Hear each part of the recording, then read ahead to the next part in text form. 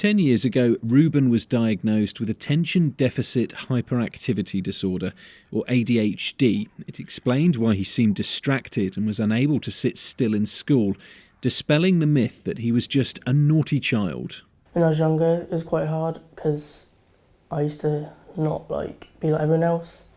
I didn't realise I had ADHD. I just thought it was me, so it was quite difficult. I got in a lot of trouble and did things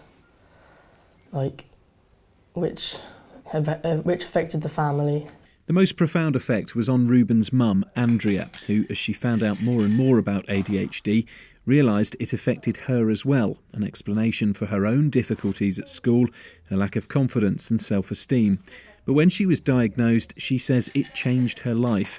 She went on to do a degree, and she founded the charity Norfolk, devoting herself to helping children with ADHD, their parents and their teachers. The children start school and they get told to sit still, sit still, sit still, concentrate, focus, you've forgotten attention, and they get to a certain age, maybe 8 or 9, and they shut down.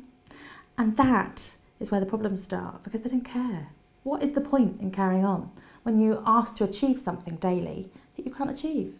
It is, and I know it's cliche, but if somebody's in a wheelchair and you ask them to do sports day, or you ask them to get up and walk across the room every single day of their lives, at some point they'll just give up.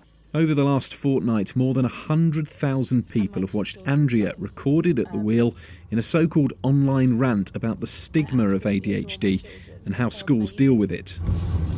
But the fight as a family that we have had to go through. The video was the idea of her children, and it went viral. More than 1,300 shares on Facebook, and it got the backing of comedian Rory Bremner, who even played it at his benefit gig for the ADHD Foundation in London.